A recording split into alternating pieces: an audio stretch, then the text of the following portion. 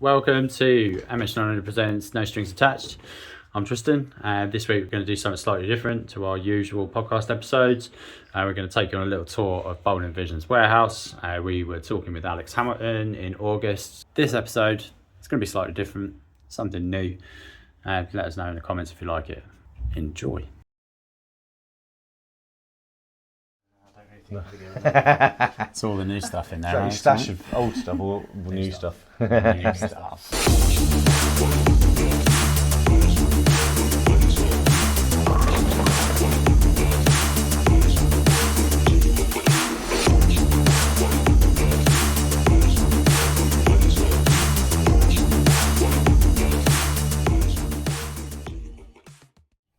So this part down here is mainly Pro Shop accessories. So cleaners, tapes, shoe covers, shoe soles, all that sort of grip sacks, all that sort of stuff. Yeah. And then this bit here is a lot to do with our billiard stuff.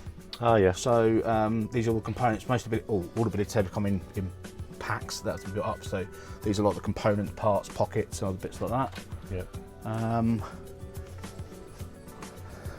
Then again, just more general bits, but yeah, this is kind of this is pretty much what everything Pro Shop is, Yeah. accessory wise. So typically, how far ahead are you in terms of stock? Are you like 4 weeks ahead, 2 months away ahead, in terms of stock you hold? We try and hold generally 3 months worth of Right. stuff, but doesn't mean anything because you say, okay, this is 3 months worth of soles, And then suddenly and then someone goes and buys 10 of them, and then you throw out the window. So you try. You try. That's yeah. we've got order numbers set to. Yeah. Roughly that, but I mean, some things are just easy to buy, like grips. It's easy to buy a dozen. They may last 6 months. They might Yeah. go in a month. In a You just month, don't know. yeah, But yeah. certain things you order in boxes of anyway. But yeah, generally, bowling ball wise, it is we try and work for about a 3 month based upon previous sales and a little bit of Guessing. educated Educated, guessing. But that makes yeah. it sound like I'm educated, so no, that's not going to work. Well, This is work in progress because this is food coming through the office. This was going to make this kind of more of a display. So when you come out Okay. that door, Yeah. you walk into something nice. But Yeah. it kind of we got stuck on the racking being terrible, and Yeah, so yeah, we've got all yeah. the bits to do that. But that will start to evolve. These are dartboards for the 501 AR darts. So the stuff has got the projector. It's actually a plain white dartboard in the middle, and it all projects onto it. So that's stock of those. We sell a lot of those okay. because I haven't seen them. they've got a certain amount of usage. So there've been a lot of places like Starbins in Coventry have got them. Lots of Roxys will have them. Right. Basically, it's a competitive socialising sort of place. So they have a certain I've amount seen of the dart one- life. So, The one that they've connected to a TV and various games. so It's the same interactive concept. darts is a normal dartboard with a camera and a TV screen, Yep. which has all the games on, and a little interactive like terminal. AR darts is when it's a bigger projector, and the dartboard's in the middle. So you have the games are more immersive and a bit more cool, to be honest. Okay. But the same sort of principle. So concept when you're playing the AR one, the interactive one, like if you're playing Killer, you get told your zone. Yeah. Whereas in the AR one, it highlights your zone in yellow, and Right. because it's a whiteboard, it can put whatever it needs onto it. So it's just Okay. next level up, and Yeah. very cool. Really Sounds good fun good. stuff to do. Lot of stuff like that. Ain't Is it proven popular? Yeah, massively. Yeah. The interactive. Is it- all this Are you going into pubs and yeah. Yeah. I went to a pub in Wokenham that had shuffleboards and interactive darts, but yeah, same sort of principle stuff. Down this way is the inserts and slugs. Probably takes up the most space yeah, and the biggest pain in the arse to pick. pick and But stock check.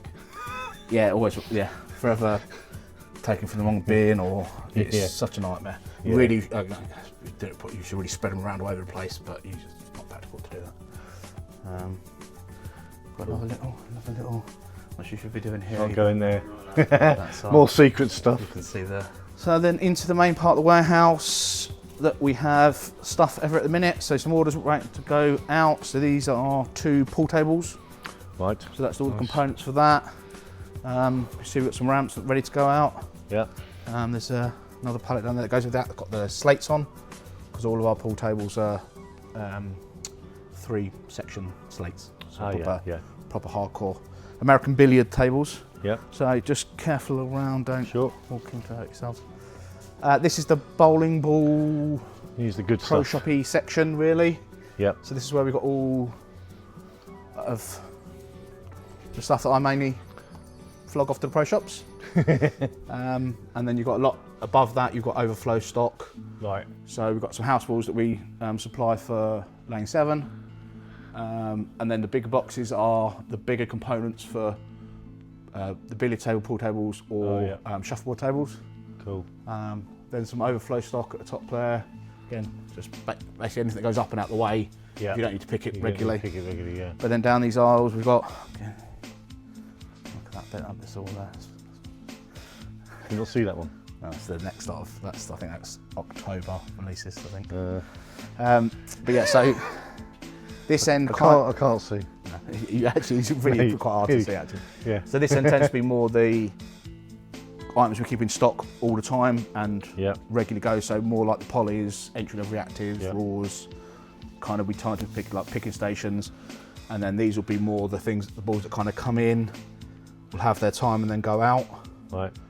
and obviously certain ones, normally if it's got a hammer logo on it, bit it stays longer. a bit longer. Yeah. The odd ball here and there has a better run, like the Stealth's doing really well. Yeah, yeah. I can't remember, we keep moving them around. So there's the one in question. Where's the best ball? Oh, there. There's the beautiful, Still beautiful object. And still legal.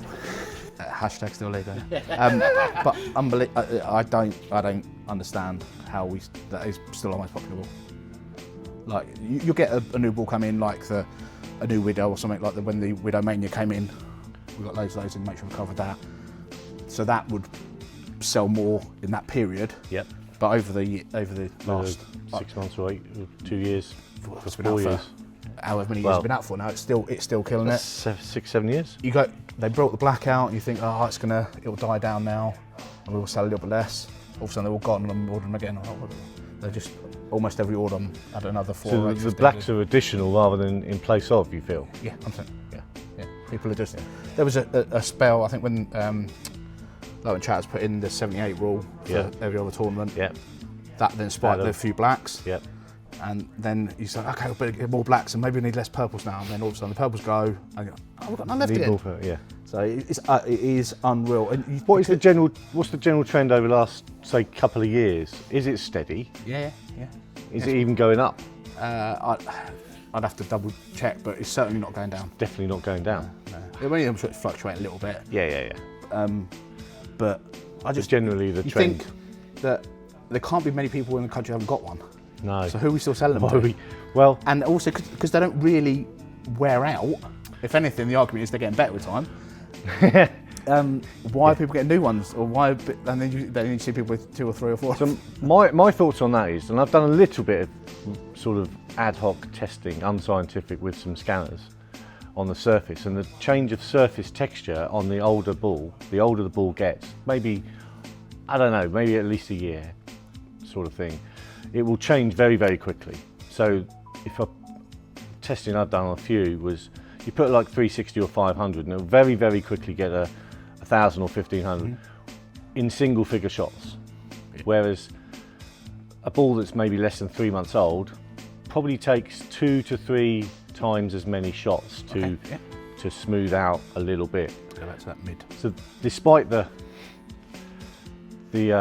issue, the softness Perceived issue. aspect, or what we are led to believe from a certain federation Group of who did some whatever type of testing they did, but regardless of that, I think you need new ones.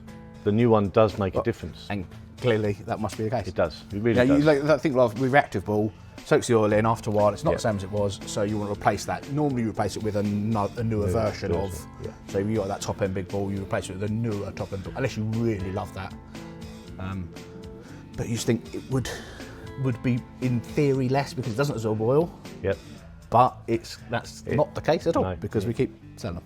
So. No, I think it makes for whatever real scientific reason, it makes a difference for sure after a certain period of time compared to a new one. Yeah, so when a new release comes in, like a new Black Widow, is the kind of the next best, or if not one of the best things popular, we sell as well. Yeah. It's a The flurry of that brilliant would claw. be boom, and Yeah. then it'll trickle out and sell for a period of time. But when it's just once the numbers start getting low, you tend to get another few and just keep kind of 4 or 8 in stock because they Right. just trickle out. Yeah. I mean the 2.0, Yep. that's still Still selling. going. Yeah. And I thought the Mania might. I know it's hybrid against Pearl, Yeah. but both the shinier finishes. I thought that Mania might have killed that off, but that's still going. strong. The 3.0, 3.0, obviously yeah. a very different ball, Yeah. but that's still going well. So keep that well stocked up. And then other stuff. I mean, some balls, in being brutally honest, like we are going to be, some balls I'm only ordering 2 or 4 of each in or 214s, 215s, because they're not as popular. Not necessarily not as good. No. Like the big argument is if you took a Columbia ball, a new core, new cover, and put it on the Columbia ball, say like the Atlas. If that was a hammer stamp on the side, we'd have sold 5-10 times as many. You know, and not just us. That's globally around the world. Globally. I mean, Brunswick say the same thing to us. The attraction of the hammer brand Yeah. sells Massive, bowling isn't balls it? on its own without any real rhyme or reason behind. So it's a Hammer- shame because a lot of really good bowling balls get kind of missed. Get missed, yeah. Hammer for me, obviously I bowled a long time ago. Hammer for me was my favourite brand. Yeah. I It mean, was obviously for ahead 30 of years as well. everything. I'll go back into when Urethanes first came around. They were the original purples Yeah, and yeah, blues and blue pearl, Blue Hammer and Red Pearl, and Blue all that Pearl, sort of stuff and were the ball. Everyone pinks. had those. purple, yeah. Yeah. Joe Cundy was still throwing a £13 one for however long it was, going for years in. But that's I mean, Hammer's resurged is- big time now. Competing at the top.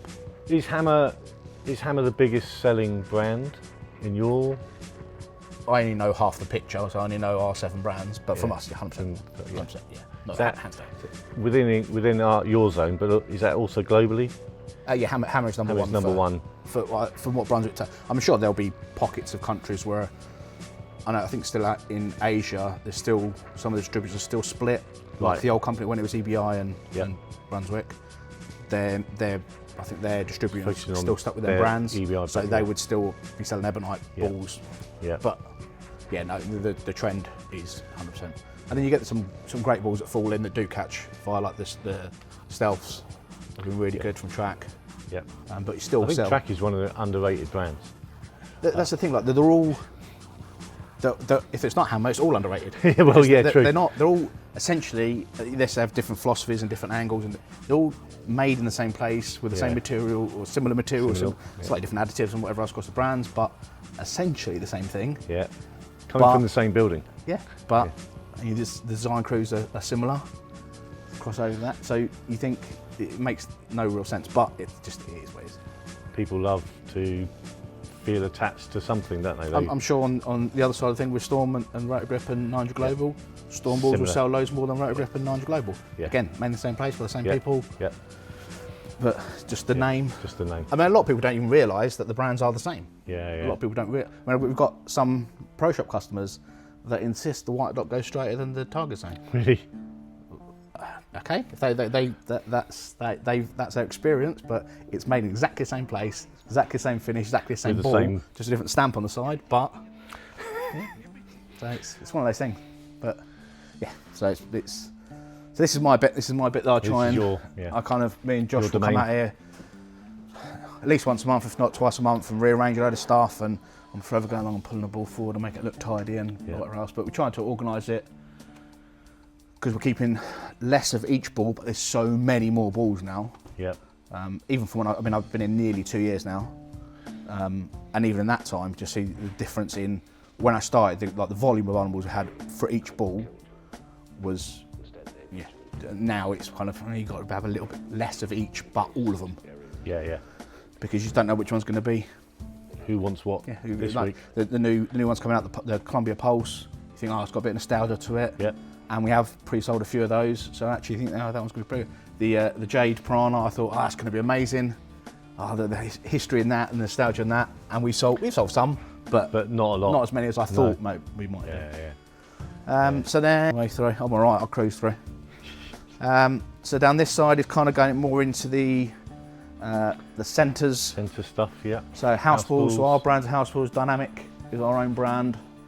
Okay. With billiards, footballs, black stars, and just standard kind of coloured house balls. Then we keep a range of Brunswick stuff as well.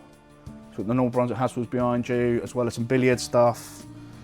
And the blacks, got some black stars, gold crowns up top there, which is the black ball with the gold, kind of a classic-y kind of look. Do the house balls come pre-drilled or? Yes. Yeah. We can purchase Brunswick ones undrilled, Right. but we don't need to What's give ourselves a job. Yeah. They're no cheaper, so yeah. Right. We've got liquids, so cleaners and conditioners. Yep. So HP stuff, and then we've got the Brunswick stuff, which we go through loads of. The Judge and Invincible is our kind of our top two from that side of it, and then we've got pins scattered in and around everywhere. We got our own brand pins in. Well, that's our own brand, but the ones we sell Winsome, and then we've got Brunswick pins in and around here as well. Cool. Again, still more shuffleboard and pool table stuff, kind of higher up, just filling space until they go out. The boys' workstation. So normally we have Josh and Fred in here. Josh, I think, is hiding and running away from us every time we come round. But Josh's in here today on his own, picking all the orders. Josh kind of oversees the warehouse. Okay. And then we have Fred, who does most of the orders. Right. Josh kind of deals more with international postage, courier stuff, orders coming in. But yeah, them two work together great. And then packing station, boxes cardboard ready to be shred for packing. Yeah. And then down this little squeeze gut alley. Am I going to get squeezed in? No, you're good. Yeah, mate, it's not that tight, but just it is a bit more. Is shoes Lovely. and a lot of basically shoes and bags. Shoes and bags. House shoes, our boutique house shoes at the end here. How many sort of house shoes do you really do? You'd be surprised. Yeah, A a lot lot more than I thought. Oh. Hey, when I started, we only had a couple of styles of shoes in, and not really much of an offering, because that feeling was, you haven't got to wear shoes anymore. And a lot of places don't want you to have. You don't have to wear shoes. So new bowlers coming in, probably just going to bowl in a nice pair of trainers. Then, but no, we still keep getting more in, and then trying to better offerings with the top end stuff. Yeah. So we've got loads of the different. Well, So bowlers are obviously bowlers are still very going. happy to bowl. And then you've like got shoes. the more kind of the athletic sort of trainers and stuff. The typical shoes. house shoes. They're The house shoes still still flowing. still go out. A lot of centres Is that still. more traditional ones, or do you still do any new? Yeah. new Some of the centres new go? sites do. I think that they like to offer them, but don't insist on wearing them. So Okay. you have a little mix of stuff, and they don't Yeah. tend to have anywhere near as many. But they have some if people And then prefer. but some of them don't have any at all. But Right. yeah, so it's kind of a little bit of a mix. Yeah. But yeah, they still. We're not selling anywhere as we used to. Still but- red and white. No, these are our own. These are our boutique ones. So these are just black Velcro. They look nicer, don't they? But then, yeah, we've got Brunswick ones as well, and the old red and blue ones, which are we still got a handful of those Right. dragging the hills, and they'll slowly eventually someone will go and take them all. Any cheap ones? Yeah. Yeah, exactly. So probably best to. So then up the stairs, up this way, we have all our smaller part stuff.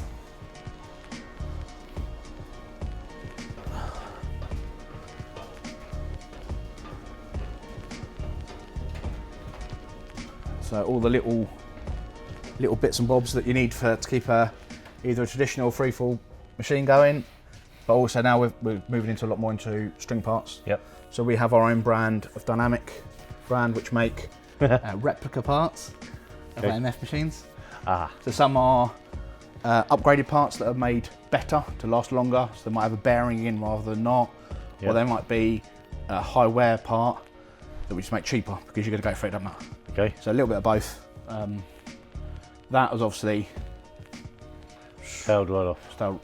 still a few knocking around. Yep. But died right off. So, but we're starting to notice now with the older string machines that some of those parts are starting to now either fail or wear. There's a few things now we've started manufacturing a few bits to. So what's that? 3 years, 5 years? How Yeah, long? getting to kind of That- 4 or 5 year old ones. 4 or 5 year old. The more the first kind of batch. Is that because that's just that's the natural long life of those parts? We don't know. We don't know yet, because obviously a lot of the first ones might have been the fact they were made and didn't expect them to be as popular, so the parts weren't necessarily as strong initially. Right. We're talking from not Brunswick and the AMF ones, and also the other brands. You've got Funk, Fulmer. Yeah. So we're just starting to notice now that some of the parts are starting to go in the odd part here and there, and a bit with some different pulleys and some of the bearings and things, and certain bits are starting to go. So just kind of really saying, this has started failing in a couple of our sites now. Right. Okay, so now we'll go and try and either. But I guess for the site, it's probably still cheaper just to replace a part when it fails, rather than the trying to maintain stuff. Yeah, the cost of. I mean, without knowing exact numbers, if you say a traditional machine has 1,000 moving parts, a string machine has 200. So it's not even close. Not even close. And a lot of them will the way it works will never wear. Yeah.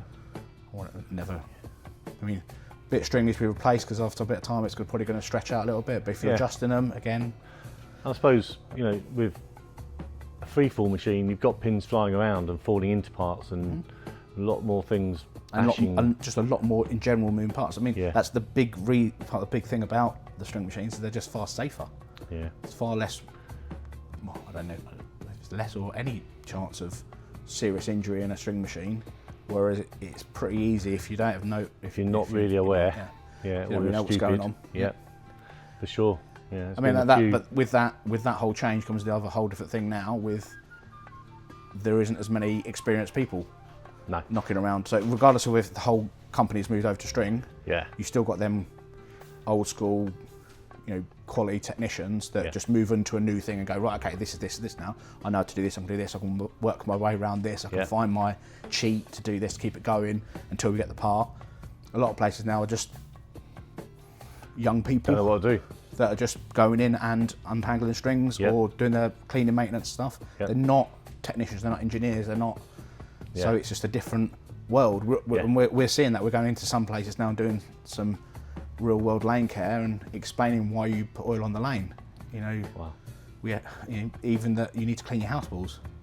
It's almost kind of, it's weird going back round to teaching them. You almost say you teach someone how to suck eggs, but you are going back to, they don't know the real basics. They don't know what they don't know. Yeah, true. Same with anything, isn't it? Yeah. If a lot of these companies are people that have seen a niche and have opened a site and it's gone blown up, and they start opening other sites, and they're businessmen or women, or they're business people, not necessarily bowling people.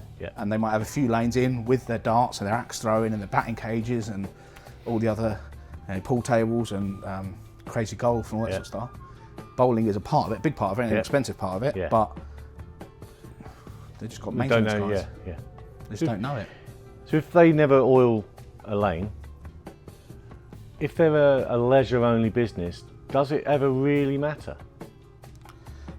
Lots longevity-wise. Other than maybe you'll start the image. You'll start to delaminate and make the lane will start to go. I mean, we see it in some places, some of the lanes are, we see it in bowling centres that are just really, really old.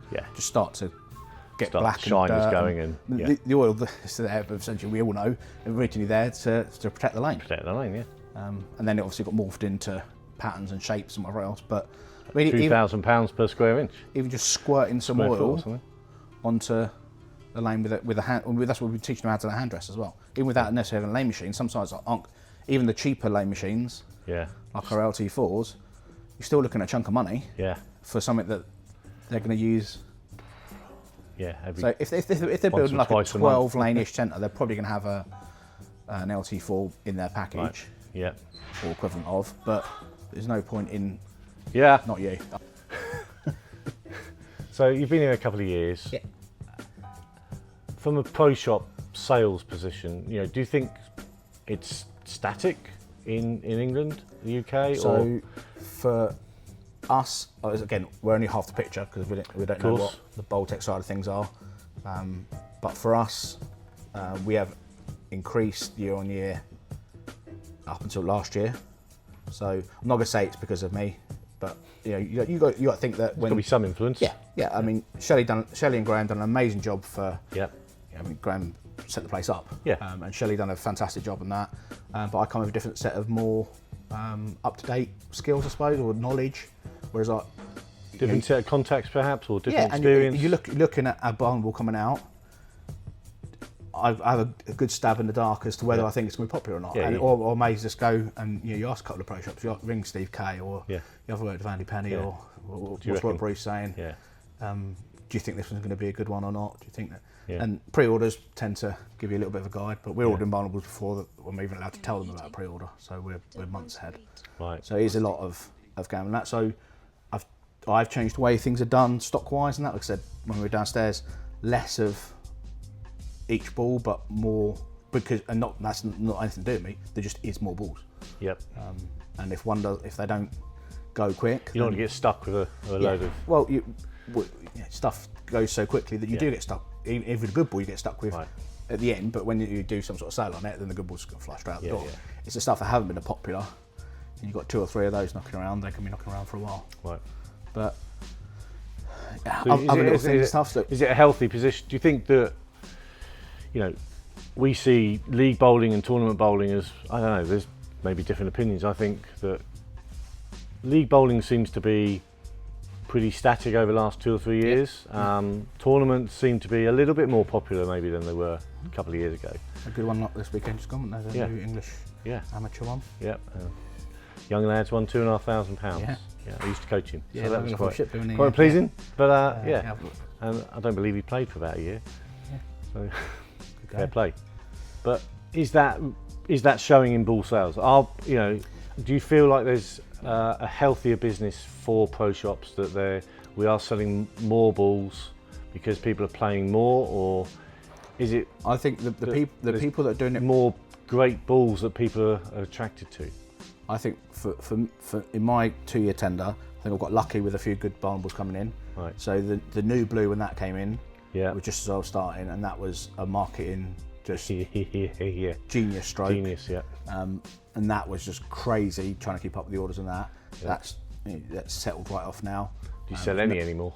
Yeah, the other one goes. Still a few. There's still a couple going out, but it's certainly not a purple hammer or black hammer. But yeah, we've still got a couple of people that go for that version. So there's been some really good Barnwells that have come out and some really good things that I've fallen lucky and that. So, but and then I think also as well, I'm not one to blow my trumpet in the slightest, but going around talking to people, going visiting the shops, Yeah. they know that if they need some advice, they've got someone that is on the end of the phone they can ring Yeah. and ask. Yeah. I'm forever messaging James Claxton. Yeah. He's asking me questions about this, and I'm just giving my 10 cents worth of this, that, and the other. But it's that sort of thing that you're building relationships with the shops, which I'm hoping, and from the feedback we get, has helped. That's your background, isn't it? Yeah, 100%, that's so it. You know it inside out. Yeah, and I love it. Yeah. That's something. I'm a proper bowling geek. I mean, I love. I mean, again, Jack goes on. I've given you your dream job, but I'm not quite Has sure he? dream job. Ideal job, maybe. Ideal. Dream job. would be Yeah, nothing, ideal for mate, now. Sitting at home on the sofa watching TV. Do you miss being in a pro shop? Yeah. No. The interaction So you're with glad you people. got crazy. I mean, that's just going to be a little thing for kind of if we need to convert a one grip into a multi grip or Yeah. Just once in a while. drilling. I still drill Rob Thelby's Right. bowling balls. Yeah. So rather than having to go over to use my old drill at Sam's, I can just pop in the back room now and whack some holes in it. So that must make life a little bit easier. But yeah, it's an additional facility Yeah. that we've got. But yeah, no, I missed the interaction with the customers and Yeah. drilling a ball and going out and throwing it and getting the feedback from them and Yeah. tinkering with fits and changing bits around. All that sort of stuff is. So you're enjoying this job Oh yeah, just as much? perfect. Yeah, Yeah. it's the Cool. it's ideal. Yeah. It's ideal. And I mean, it's not just doing the pro shop stuff. So now my new title of distribution manager. So this whole place is kind of falls under my Right. remit now. So Cool. I have my team of Josh, Fred, Sally, which you've met as you walked in, but Yeah. we haven't done that little bit of the tour yet. And Mark and Alicia, who's the Persians. They're my team. Right. But yeah, it's something cover the whole thing now. So the billiards tables, the shuffleboard, the darts. Even though I'm not as clued up with the stuff up here, that's where Mark's our go-to man down. So all everything to do with parts. But it kind of falls under my remit now. So the whole kind of warehouse is my kind of thing. But pro shop's still my That's your baby. bit. Bit of the company. Sally's not normally the first one that answers the phone. Between Sally and Mark, they kind of handle the phones for the most part, and then we pick up if they're both busy or lunches or whatever else. But Sally has her fingers in all the pies. She kind of keeps everything kind of rolling. She knows a little bit about everything, a little bit about where everything goes and where everything does. The guru. Yeah. Mark is our parts expert, not so good with a photocopier, I was just wondering that. but he's our parts man. So he was a regional technician, so he was a phone to customer. I didn't want to do my phone. But he used to be a regional tech for Hollywood, I think it was. Okay. But knows Brunswick and AMF. Right. So you say, I need this dangly bit that bolts onto that thingy bit over there, and he goes, this bit there. Pulls up done a lot of stuff on our web shop. We set up a new web shop beginning of last year. Right. And the part side of that with the exploded diagrams and trying to follow things, that's unbelievable. Really helped. Brilliant. Really helped the techs find, again, because Make it easier. a lot of techs aren't techs, they're just, they can look through the thing. Doing they the can role, look, but they look at yeah. the thing, they can find the part. Don't rather than necessarily having to know know what it's all called and stuff. what they all mean and what they all do.